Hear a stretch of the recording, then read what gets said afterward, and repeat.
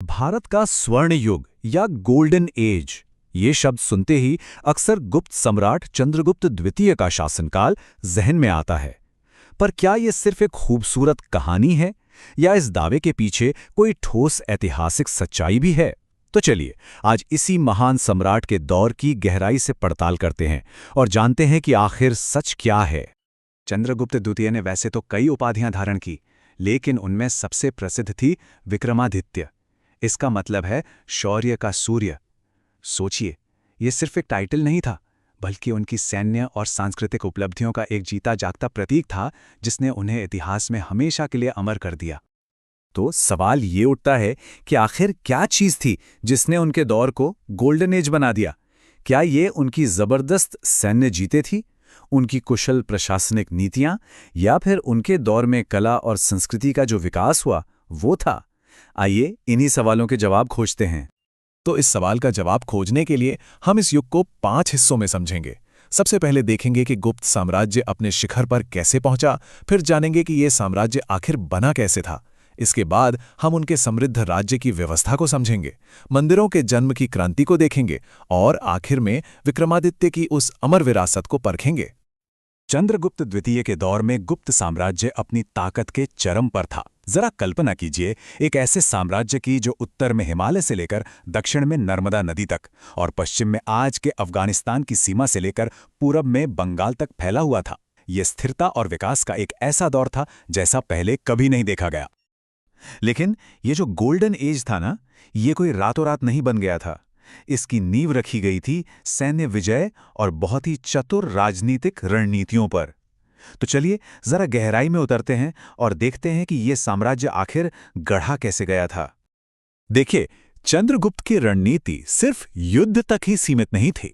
हाँ, सिंहासन पर बैठते ही उन्होंने अपने पिता की विस्तारवादी नीति को जारी रखा, लेकिन साथ ही कूटनीति का भी बेहतरीन इस्तेमाल किया।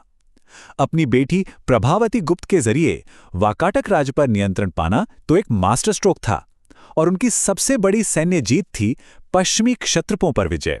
इसने न सिर्फ एक पुराने दुश्मन को खत्म किया, बल्कि साम्राज्य के लिए समुद्र के रास्ते व्यापार के नए दरवाजे भी खोल दिए।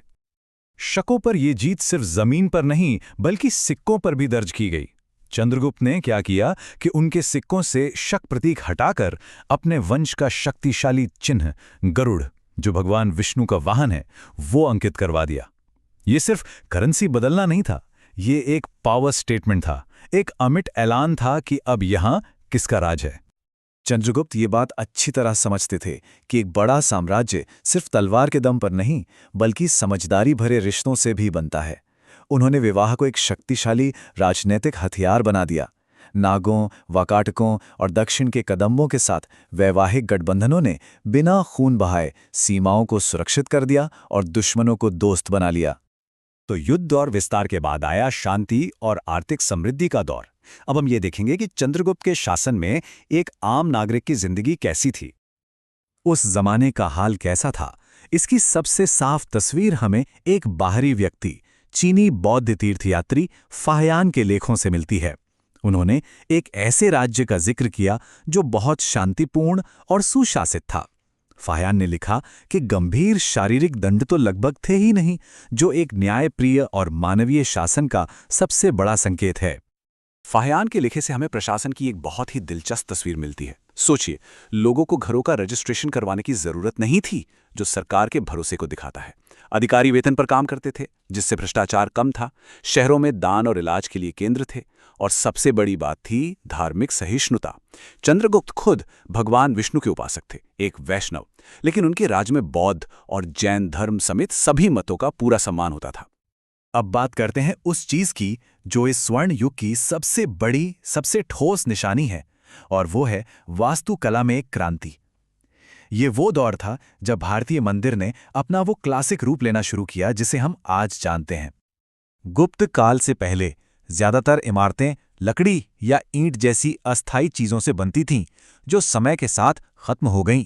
लेकिन गुप्त काल में एक बहुत बड़ा बदलाव आया। उन्होंने पत्थर का इस्तेमाल करना शुरू कर दिया, और ये सिर्फ मटेरियल का बदलाव नहीं था, ये एक सोच का बदलाव था। पत्थर ने स्थायित्व दिया ताकि मंदिर हमेशा के लिए खड़े रह सकें, ठीक वैसे ही जैसे वो देवता जिनका वो घर थे, शाश्वत थे। और इसी पत्थर के इस्तेमाल ने मंदिर वास्तुकला की सबसे बड़ी पहचान को जन्म दिया, शिखर। ये सिर्फ एक टावर नहीं था, ये ब्रह्मांड के केंद्र मेरु पर्वत का प्रतीक था, जो धरती को स्वर्ग से जोड़ता था।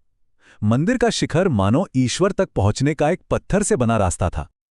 और ऐसा नहीं था कि बस एक ही तरह के मंदिर बन रहे थे, नहीं, बल्कि उस दौर में एक्सपेरिमेंटेशन का एक जबरदस्त माहौल था।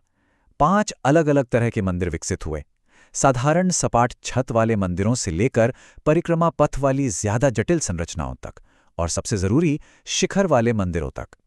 ये विविधता उस रचनात्मक ऊर्जा को दिखाती है जिसने इस दौर को परिभाषित किया और बाद की सभी मंदिर शैलियों की नींव रखी।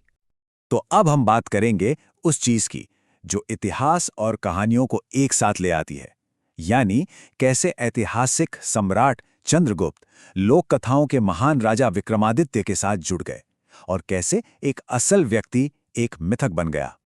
दिल्ली का वो मशहूर लोहे का खंभा याद है, जो 1600 सालों से बिना जंग लगे खड़ा है? उस पर एक शक्तिशाली राजा चंद्र का जिक्र है। तो कौन थे ये राजा चंद्र?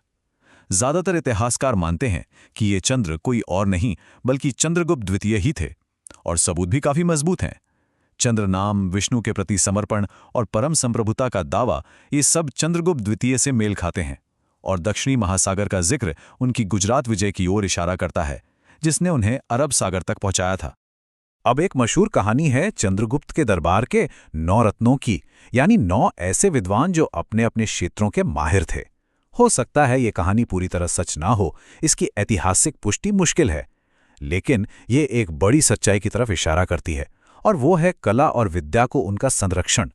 माना जाता है कि महान कवि कालिदास उनके ही दरबारी कवि थे, जो इस युग की सांस्कृतिक समृद्धि का एक और बड़ा प्रमाण है। लगभग 380 से 415 ईस्वी तक चंद्रगुप्त ने करीब 35 सालों तक शासन किया। ये कोई छोटा मोटा वक्त नहीं था। इतने लंबे और स्थिर शासन ने ही उन्हें अपनी नीतियों को जमीन पर उतारने और एक स्थायी प्रभाव छोड़ने का मौका दिया। एक ऐसा प्रभाव जिसने एक पूरे युग को ही परिभाषित कर दिया। और यहीं पर आकर हम एक बड़े सवाल पर रुकते हैं। चंद्रगुप्त द्वितीय को किस लिए ज्यादा याद किया जाना चाहिए? उनके बनाए गए विशाल साम्राज्य के लिए, या उस सांस्कृतिक और कलात्मक विकास के लिए जिसे उन्होंने संभव बनाया? उनकी विरासत इस बात का एक शक्तिशाली सबूत है कि एक शासक की महानता सिर्फ जीती हुई जमीन से नहीं, बल्कि उसके द्वारा प्रेरित कला और विचारों से भी आंकी जाती है।